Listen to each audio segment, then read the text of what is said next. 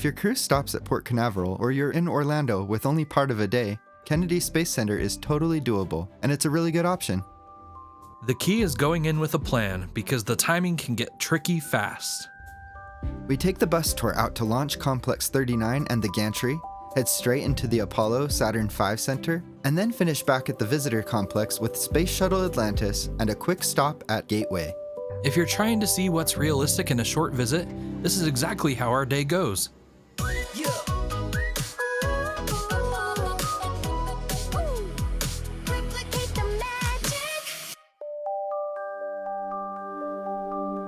Whether you're in Orlando for a cruise or you're here for the theme parks, Kennedy Space Center is a really good option if you've got the time. Kennedy Space Center is on Florida's East Coast, about an hour outside of Orlando. It's on Merritt Island, tucked between the Atlantic Ocean and the Indian River Lagoon. And because so much of the area is protected land along with active NASA facilities, it feels a lot more remote.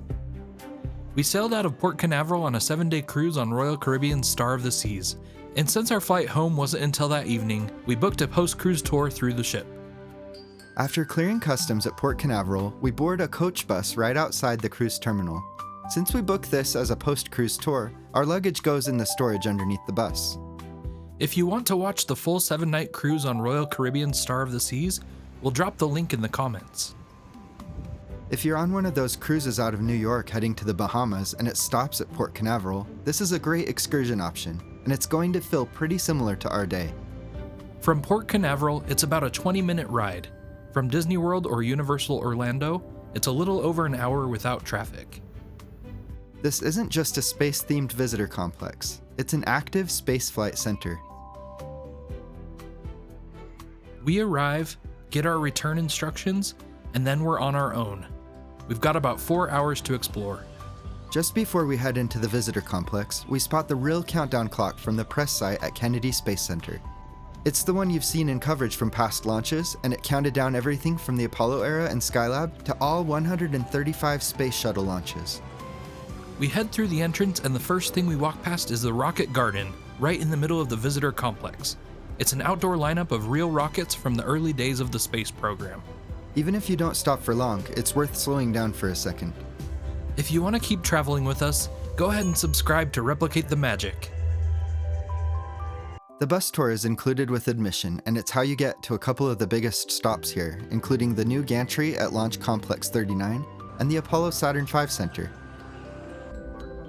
It's also the most time-consuming part of the visit, so it's something you want to knock out first, especially if you're working with about 4 hours like we are. As we're riding out toward LC-39, the bus suddenly slows down and pulls over on the side of the road. A SpaceX team just transported a booster through the complex, and we get a clear look at the long trailer they used to move it to the launch site.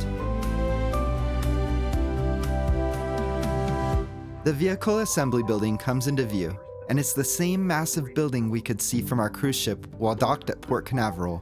It's 525 feet tall. This is where Saturn V rockets were assembled for the Apollo missions, where space shuttle stacks were built, and today it's used for the Artemis program, stacking NASA's space launch system for future missions. We arrive at LC-39. This is where Apollo missions launched to the moon and where space shuttle missions later lifted off. The gantry here is a newer addition to the tour, and instead of focusing on past missions, it's designed to show how launches work today, with hands-on exhibits and views of active launch pads. The first thing we try is the foam rocket launcher, which simulates space launches using air pressure. From there, we take the elevator to the upper level of the gantry. From this floor, we see wide views across the complex, including other launch areas and active sites in the distance. There are touchscreens set up around the deck that let us start simulated launches and explore technology being used in current and upcoming space missions.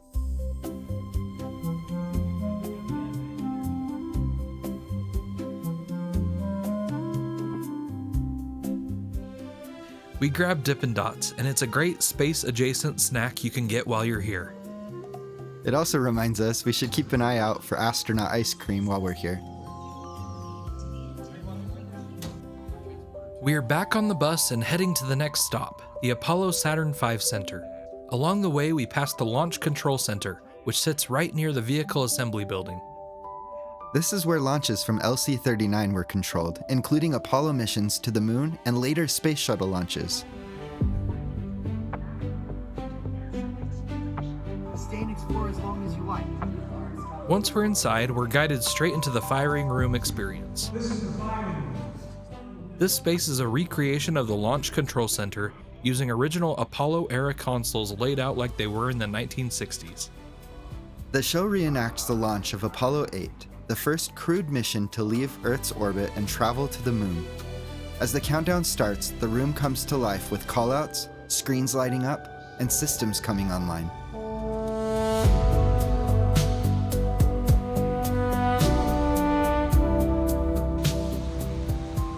There's something about sitting in this room and watching the final minutes of the countdown that really pulls you in. You're not being overloaded with information, you're just following along as the launch builds. When the launch happens, it gives a real sense of how intense that moment must have been. And once the doors open, you're about to come face to face with the rocket that made that mission possible. When the doors open, we step out and move into the next room, and that's when we see it. The full Saturn V rocket stretched across the building. This is Saturn V, the rocket design that carried the Apollo astronauts to the Moon. It's displayed horizontally and takes up nearly the entire length of the space. This isn't a model or replica. It's real Saturn V hardware from the Apollo era, assembled here for display, even though this particular rocket was never launched. We walk the length of it, and coming straight from the Apollo 8 launch reenactment, it's a pretty strong follow-up. Next, we see the Apollo Command and Service Module, or CSM. This is what would take 3 astronauts to lunar orbit and back. Next, we come up on the Apollo 14 Command Module, called Kitty Hawk. This is the capsule that brought the crew home, punching back through Earth's atmosphere after their mission to the Moon. Re-entry was, and still is, one of the most dangerous parts of the spaceflight. The command module had to protect 3 astronauts from extreme heat and radiation, all inside a very small space. Kitty Hawk traveled more than 500,000 miles, returned to Earth with over 100 pounds of moon rocks, and splashed down safely in 1971. This is the actual spacecraft that completed that mission. After that, we do a quick pass through the rest of the displays. We see a basalt lunar sample, clothing worn in space, and a few of the behind-the-scenes items like suit maintenance kits and guidance computers. We also see spacesuits with different configurations and parts on display, so you can get a closer look at what astronauts were actually wearing on these missions. Astronauts used a lunar rover to travel across the surface of the Moon during later Apollo missions.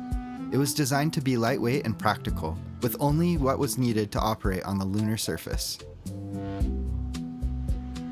Now we're peeking into the interior of the Apollo Lunar Module, the spacecraft that carried astronauts from lunar orbit down to the surface of the Moon.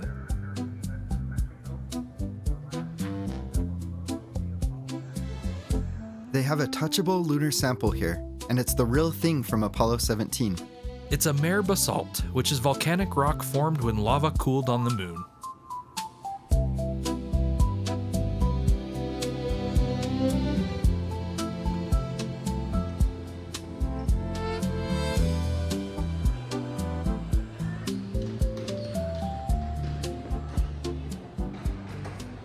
Next up is the Astrovan, the vehicle used to transport astronauts from crew quarters to the launch pad during the Apollo missions. This is the last ride astronauts took before heading out to the pad and climbing into the spacecraft.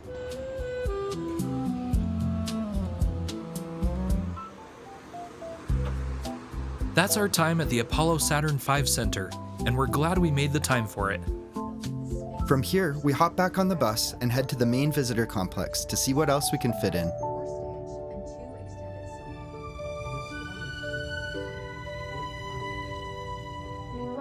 Our next stop is the Space Shuttle Atlantis.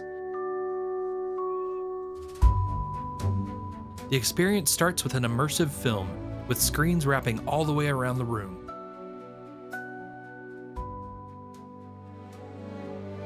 As the film ends, the screen lifts, and that's when Atlantis is revealed, suspended in the air exactly as it would have appeared in orbit. Atlantis flew 33 missions between 1985 and 2011, including missions to the International Space Station and the final Space Shuttle flight. It's displayed with the payload bay doors open, showing the Canadarm, or is it pronounced Canada-arm? Just like it would have looked while working in space. Standing here with Atlantis, it's easier to remember the realities of Challenger and Columbia, and to imagine the stresses that every shuttle went through. We can walk all the way around it and see details you never really get from photos. From the top, you can see inside the payload bay and along the wings, and then as we move underneath, the heat shield tiles really stand out. Those tiles protected the shuttle during re-entry, handling temperatures hot enough to melt steel. Each one designed to insulate the orbiter as it came back through Earth's atmosphere at orbital speed. Hey, it's a space shuttle toilet, which had to function in zero gravity.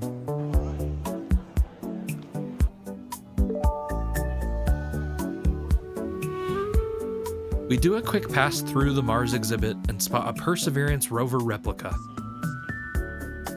There's also a space exploration vehicle model, plus a Curiosity rover replica nearby. Our last stop before heading out is Gateway, the Deep Space Launch Complex. Inside, it's set up like a futuristic spaceport, with destinations posted like an airport. We're waiting at Gate C for a space-themed ride, and the whole thing is staged like we're about to depart. That wraps up our day at Kennedy Space Center. It's time to head back to the bus. We fit a lot into a pretty short window. We started with the Kennedy Space Center bus tour, headed out to Launch Complex 39, and saw how launches work today at the Gantry. From there, we went to the Apollo Saturn V Center for the Apollo 8 launch reenactment and the Saturn V display, plus a quick pass through the capsule and lunar hardware exhibits. Back at the visitor complex, we finished with Space Shuttle Atlantis and a quick stop in Gateway. With only a few hours, it did feel a bit rushed. If you're comfortable renting a car and doing Kennedy Space Center on your own schedule, that's probably the smartest way to do it, because you can slow down where you want and skip what you don't. For us, we didn't want to risk leaving our luggage in a rental car, so booking through the ship felt like the better option. But either way, this is pretty customizable, and you can make it work based on how much time you have and what you're most interested in. And just like that, we're back at the airport. If you enjoyed coming along with us today, we'd really appreciate it if you gave the video a like. And if you want to join us on future trips, excursions, and travel days like this, make sure you're subscribed to the channel. Thanks for watching, and we'll see you in the next one.